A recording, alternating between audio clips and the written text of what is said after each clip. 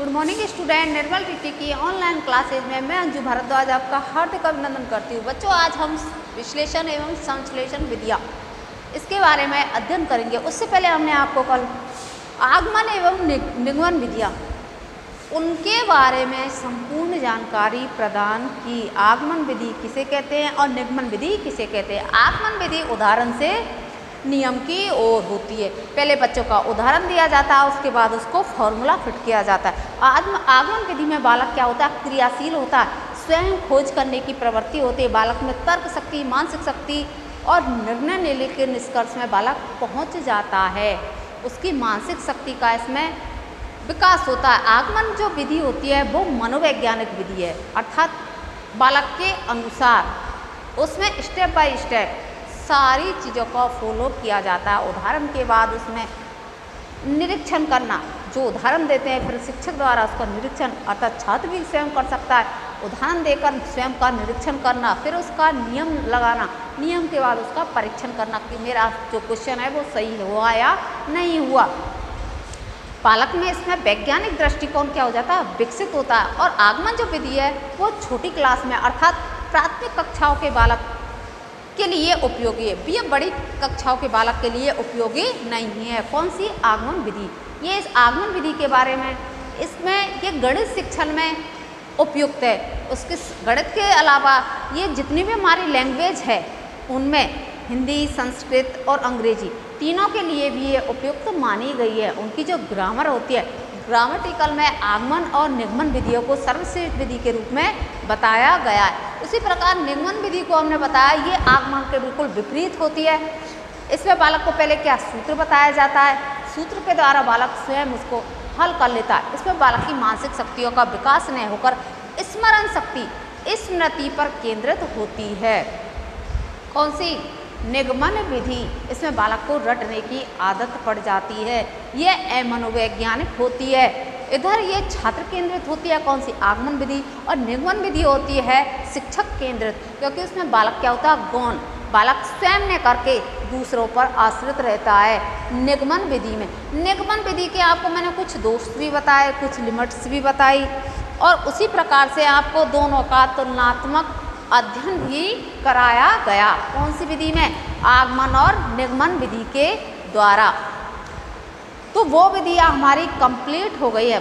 गणित के वैसे तो दोनों गणित के शिक्षण के लिए सहायक है, पर आगमन विधि में कम दोष माने और निगमन विधि में थोड़े ज़्यादा। वो बड़ी कक्षाओं के लिए उपयुक्त है और आगमन विधि है वो छोटी कक्षाओं के लिए उपयुक्त मानी गई। आज हम विश्लेषण एवं संश्लेषण विधियों का अध्ययन करेंगे। अब विश्लेषण विधि कहते किसे हैं? पहले हम करते हैं विश्लेषणात्मक विधि। सबसे पहले हम करते हैं विश्लेषणात्मक विधि। विश्लेषण किसे कहते हैं? छोटे छोटे टुकड़ों के माध्यम से बच्चा की जो समस्या होती है, छोटे छोटे खंडों के द्वारा बालकों को समझाना, समग्र रूप को एक साथ न बतलाते हुए छोटी छोटी समस्याओं को खंडित करते हुए बालक को सरलीकरण कर देना। जैसे लैंग्वेज में ले लीजिए, वो वहाँ पे भी लैंग्वेज में चलती है क्या, विश्लेषण और संश्लेषण। जैसे हमने बता दिया आपको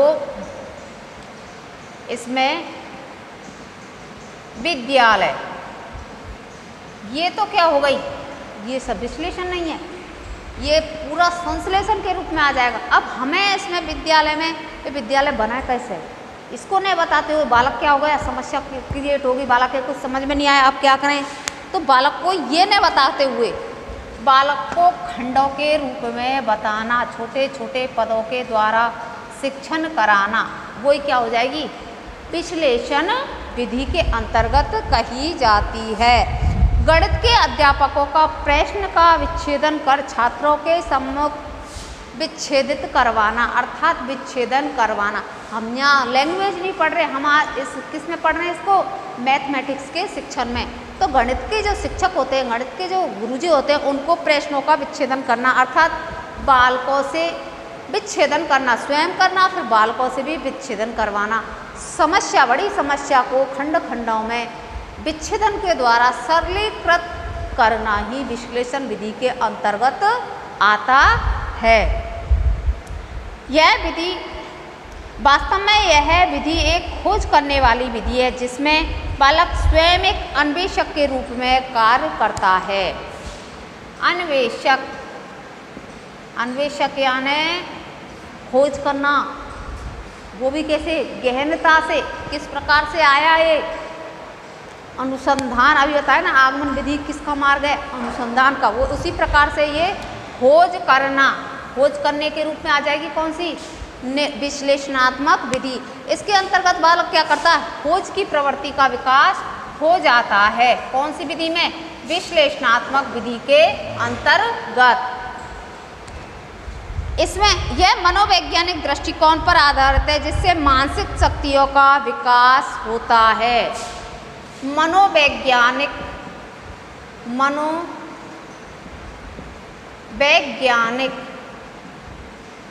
दृष्टिकोण पर आधारित है। कौन, किस पर आधारित है, मनोवैज्ञानिक दृष्टिकोण पर आधारित है जिससे बालक की मानसिक शक्तियों का क्या हो जाता है, विकास, मानसिक शक्तियों का विकास होना। उधर कौन सी थी, होने को सिमिलर आगमन निगमन विधि बताई थी, और इधर विश्लेषण और संश्लेषण। तो ये भी मनोवैज्ञानिक पर आधारित है, मनोविज्ञान के आधार के दृष्टिकोण पर ये आधारित है। और बालक की मानसिक शक्तियों का विकास होता है। किस प्रकार से, बालक को हम विच्छेदन करने के लिए कहेंगे तो बालक की तर्क करेगा, मानसिक शक्ति सक्रिय होंगी, एक मतलब उसकी जो ज्ञानेंद्रिय वो स्थूल था, अर्थात वो शिथिल हुआ था बालक, तो बालक इसमें क्या हो जाएगा, सक्रिय रूप से भाग लेगा। तो इसमें बालक की मानसिक शक्तियों का विकास होता है। कौन सी विधि में, विश्लेषणात्मक विधि के अंतर्गत। इस विधि द्वारा तर्क करने का सही रूप में विकास होता है क्योंकि प्रत्येक पद के तर्क का कारण भी प्रस्तुत करना होता है। मैंने कहा ने तर्क शक्ति का विकास, तर्क करने का विकास विकसित हो जाता है। वो कैसे, क्योंकि बालक को जो प्रत्येक खंड होता है, प्रत्येक जो पद या वर्ण या खंड करता है, ये विच्छेदन करता है मैथमेटिक्स के कोई भी क्वेश्चन का, तो उस प्रत्येक पद पर उसका तर्क करना पड़ता है, इसलिए उसकी मानसिक शक्ति क्या हो जाती है, सॉलिड हो जाती है। और प्रत्येक पद पर तर्क करने का प्रस्तुत कारण भी यही है कि उसकी मानसिक शक्ति, उसका जो जिज्ञासु प्रवृत्ति है, उसमें बालक सशक्त हो जाता है। इस विधि में अज्ञात से ज्ञात की ओर बढ़ते तथा निष्कर्ष से अनुमान की ओर। ये किस पर आधारित होगी, तो यह विधि कैसी होगी, अज्ञात से और ज्ञात की ओर। अगर हम कहें, एक मिनट, यह विधि अज्ञात से ज्ञात की ओर, अज्ञात से ज्ञात की ओर बढ़ते हैं। इस विधि में अज्ञात से ज्ञात की ओर बढ़ते तथा निष्कर्ष से अनुमान की ओर, निष्कर्ष से अनुमान की ओर।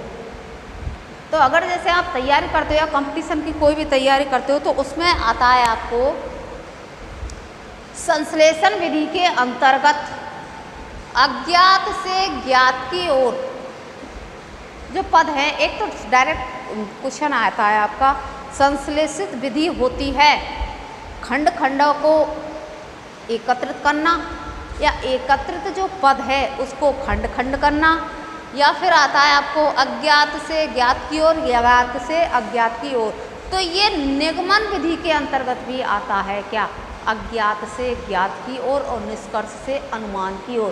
क्योंकि पहले उसमें क्या दे देता है, हम नियम बता देते हैं, इसमें भी बड़ा क्या कर देते हैं, हम फॉर्मूला लागू कर देते हैं। कौन सी में, इस विधि के अंतर्गत भी। वो कैसे, वो देखिए आप यहाँ, जैसे अंकगणित में नवीन समस्या को हल करने में, ये विधि कहाँ का सफल है, अंकगणित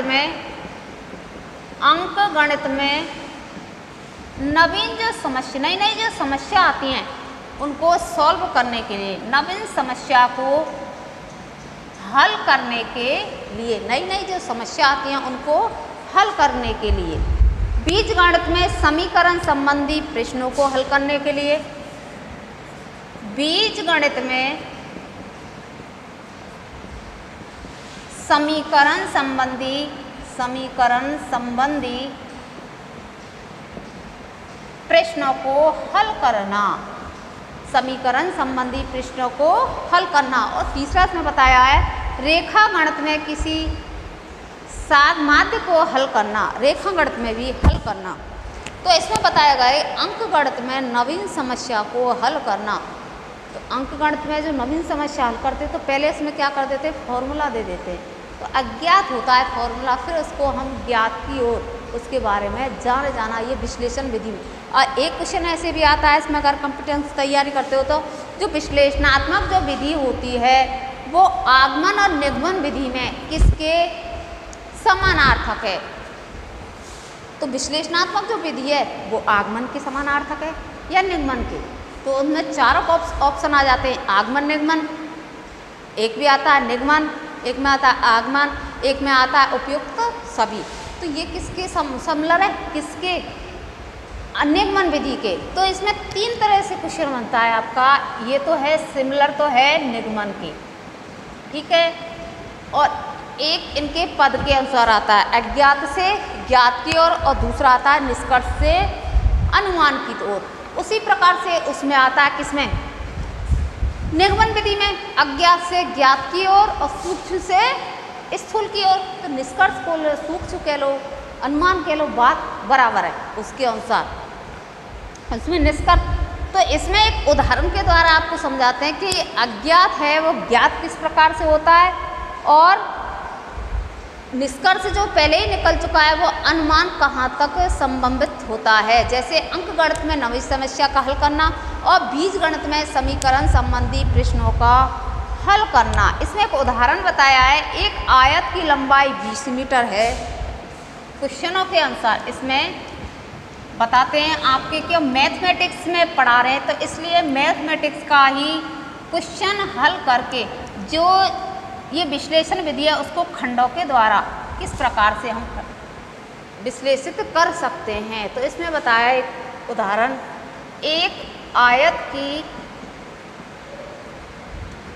के बारे में बताया, एक आयत की लंबाई 20 मीटर तथा चौड़ाई 15 मीटर है। एक आयत की लंबाई 20 मीटर तथा चौड़ाई 15 मीटर। एक आयत की लंबाई 20 मीटर तथा चौड़ाई 15 मीटर है, तो उसका क्षेत्रफल ज्ञात करना। क्या करवा रहा है, क्षेत्रफल ज्ञात, ठीक है। तो हम क्वेश्चनों के द्वारा जो विश्लेषण हमको करना है, तो बालक के सामने हम क्या कर देंगे, विच्छेदन करने के लिए समस्या दे देंगे। अब आपको उसको खंडवाई अर्थात सरलीकृत रूप में आप इसका विच्छेदन कर दिए और आराम से आपका निष्कर्ष निकालते हो, अनुमानित जो संभावित जो चीज़ है वो किस प्रकार से आएगा। तो इसमें बताया है आयत से संबंधित क्या दिया गया। इस प्रश्न में आयत से संबंधित पहले जो हम बता रहे हैं इसमें बता दिए, क्वेश्चन पूछा है कि एक आयत की लंबाई 20 मीटर है तथा चौड़ाई 15 मीटर है, तो उसका क्षेत्रफल ज्ञात कीजिए। तो प्रश्न में आयत से संबंधित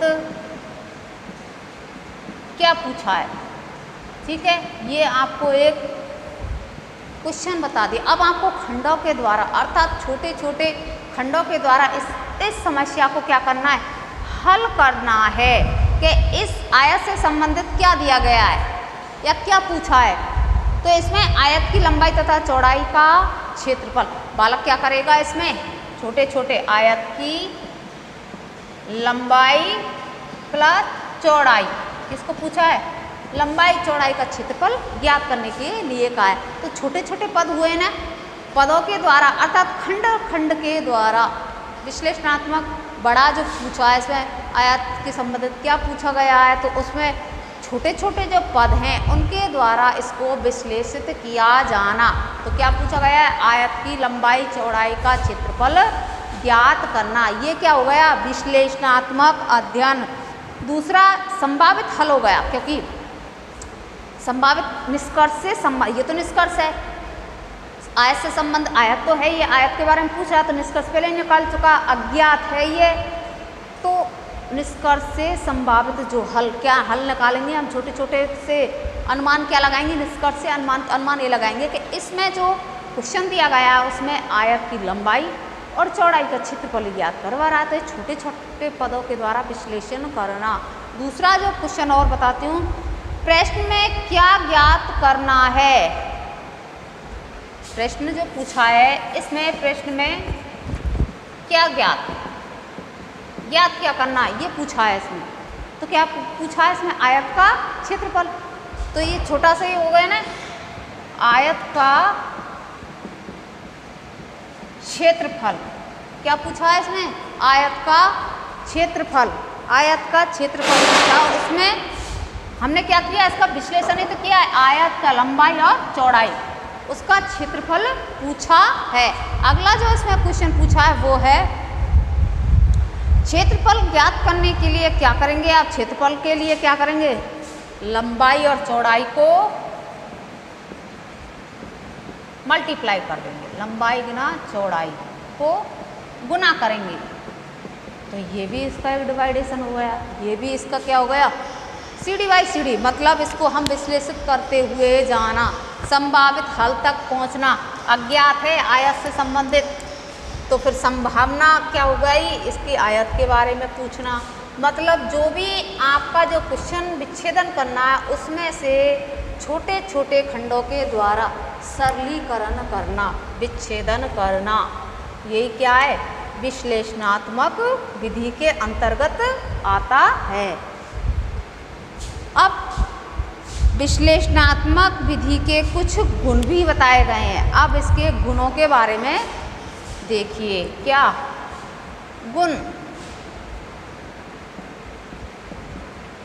नंबर 1 है, इस विधि द्वारा बालक नवीन समस्याओं के समाधान के बारे में सोचता है।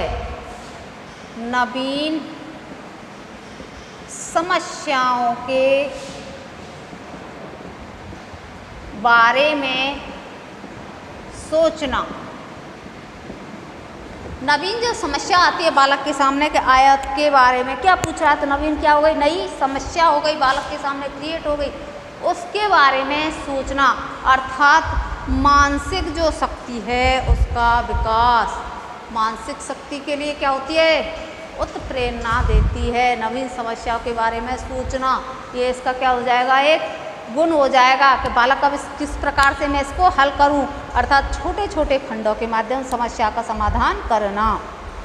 अगला जो इसका गुण है वो है, बालक में रटने की प्रवृत्ति जागृत नहीं होती है। ये क्या है इसमें, ये अच्छा है, बालक में रटने की प्रवृत्ति जागृत नहीं होती है। और कहाँ होती है रटने की प्रवृत्ति, निगमन विधि में। तो ये बिल्कुल इसकी क्या हो जाएगी, इसमें यहाँ इस जगह तो विपरीत। क्यों, उसमें तो रटने की प्रवृत्ति पर फोकस किया है, इसमें रटने की प्रवृत्ति पर फोकस नहीं किया है। तो बालक में रटने की प्रवृत्ति जागृत नहीं होती है, भूलने पर स्वयं पुनरावृत्ति कर सकता है। भूलने पर स्वयं पुनरावृत्ति कर सकता है। कौन, बालक। रटने की प्रवृत्ति नहीं करती है, ये क्या, खोज, नवीन समस्याओं के बारे में सोचना कि मुझे इस समस्या को किस प्रकार से निजात पाना है। तो बालक की रटने की प्रवृत्ति तो बिल्कुल नहीं होती है इसमें। जब भूल भी जाता है तो बालक उसकी पुनः से क्या करता है, पुनरावृत्ति करता है, खोज करता है, समस्या को हल करने की सोचता है। ये इसका एक गुण है, मेरिट। अगला जो गुण है इसका वो है, बालक की बौद्धिक शक्ति जैसे तर्क, विचार, निर्णय आदि का विकास संभव है। बालक की बौद्धिक शक्ति अर्थात तर्क, विचार और निर्णय इसमें बालक की बौद्धिक शक्ति, तर्क शक्ति, विचार शक्ति अर्थात निर्णय लेने में सहायक, निर्णय लेने में सहायक होती है। कौन सी विधि? विश्लेषणात्मक विधि। कैसे? बालक रटने की प्रवृत्ति जागृत नहीं होती है तो बालक क्या करता है, इसमें अगर भूल भी जाए, भूल बस नहीं करे तो बालक इस पर क्या करेगा, तर्क करेगा अर्थात अपनी बौद्धिक शक्ति के द्वारा पुनरावृत्ति करेगा, उस चीज़ को सोचेगा या तर्क करेगा। पहले मैंने इस चीज़ को किस प्रकार से हल किया था, अब मुझे किस प्रकार से इसको हल करना है, तो उस पर बौद्धिक शक्ति का विकास, तर्क करने का और विचार विमर्श अर्थात नहीं आएगा तो बालक विचार भी करेगा, सोचेगा, समझेगा, दूसरे से भी पूछ सकता है। और स्वयं निर्णय लेने में अर्थात बालक इसमें अपनी झंझावत की जो अवस्थाएं, उन अवस्थाओं से उबरते हुए बालक इसमें स्वयं निर्णय लेने में भी तत्पर हो जाएगा। निर्णय शक्ति का भी विकास संभव है। कौन सी विधि में? विश्लेषणात्मक विधि के अंतर्गत। अगला जो इसका गुण है वो है, यह विधि बालक की क्यों किया गया की प्रवृत्ति को संतुष्ट करती है। जी हाँ, ये सही है। यह विधि बालक की क्यों किया गया को संतुष्ट करना। बालक को हम कोई भी समस्या दे देते हैं या कोई भी, जैसे मैंने बताया था कि आयत की लंबाई चौड़ाई अथवा इसकी इतनी है, इसको ज्ञात करना, इसके क्षेत्रफल को ज्ञात करना। तो ये क्यों किया गया, किस कारण से किया गया, उस सवाल को संतुष्ट करना कौन सी विश्लेषणात्मक विधि के अंतर्गत आता है। बालक के अंदर जो क्यों का जो सवाल उत्पन्न हुआ है उसको संतुष्ट करना किसके अंतर्गत, विश्लेषणात्मक विधि के अंतर्गत। अब ये विश्लेषणात्मक विधि के गुण हुए। नवीन समस्याओं के बारे में सोचना अर्थात जो नई नई समस्या होती है उसके बारे में बालक क्या करता है, सोचना प्रारंभ कर देता है, तर्क करना प्रारंभ कर देता है। बालक में रटने की प्रवृत्ति जागृत न होकर के इसमें बालक क्या करता है, भूल भी जाए तो पुनरावृत्ति करता है अर्थात सोच करके, विचार करके बालक स्वयं उसकी क्या करता है, पुनरावृत्ति करने लग जाता है। तीसरा जो इसका पॉइंट है वो है बालक की बौद्धिक शक्ति, तर्क शक्ति, विचार शक्ति एवं निर्णय शक्ति के लेने में यह सहायक सिद्ध होती है। कौन सी, विश्लेषणात्मक विधि।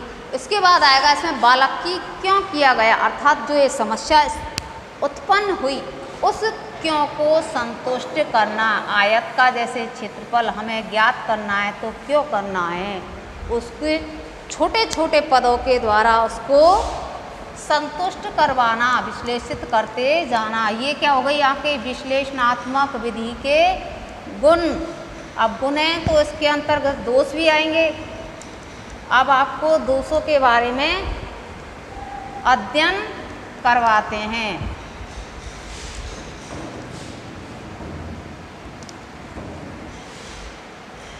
दोष,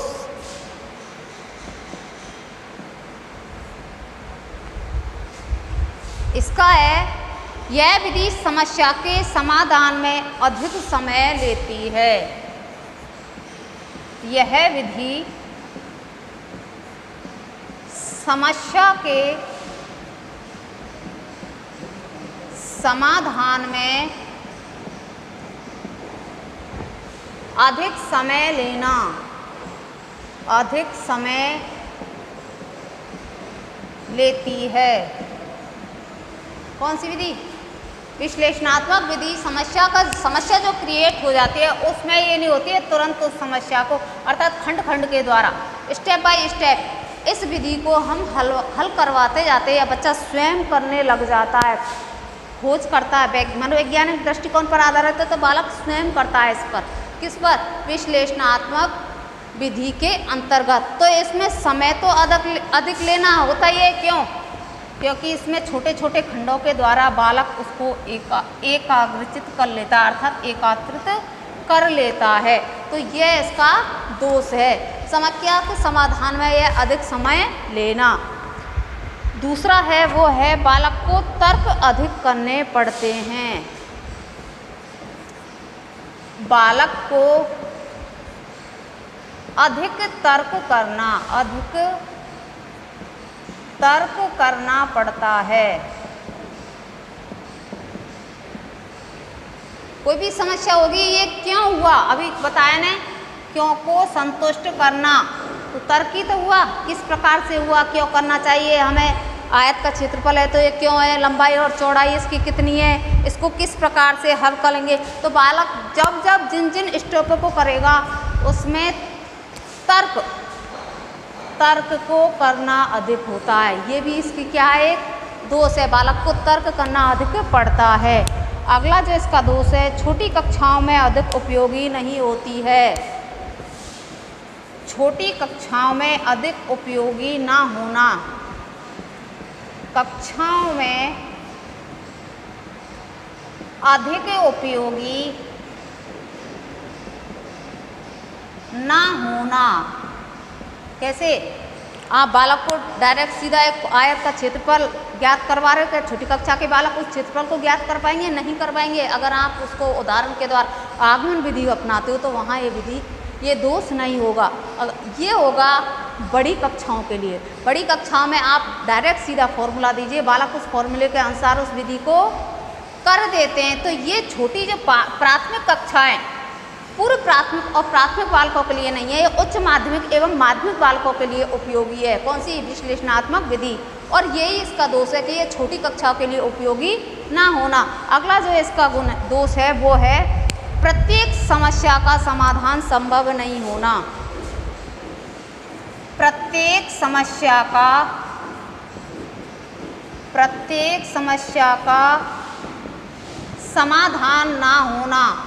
समाधान ना होना।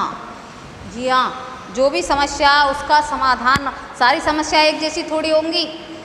बालक को वृत्त का क्षेत्रफल दे दिया आपने पाई आर स्क्वायर, तो पाई आर स्क्वायर बालक जानता नहीं है, उसको आपने डायरेक्ट दे दिया उसका सूत्र और फॉर्मूला, और बालक उसको समस्या है उसके सामने, वो जानता ही नहीं उसका विश्लेषण करना किस प्रकार खंड खंड के द्वारा बालक कर पाएगा, तो नहीं कर पाएगा। जो उनके लेवल की बात है वहीं तक तो बालक उस समस्या का समाधान कर सकता है। तो हमने विश्लेषणात्मक विधि का अर्थ, उसके गुण, उसकी अवधारणा और उसके दोषों के बारे में अध्ययन कराएं। और जो विश्लेषणात्मक के बाद संश्लेषणात्मक जो विधि आएगी उसके बारे में हम नेक्स्ट क्लास में अध्ययन करवाएंगे। तब तक के लिए धन्यवाद।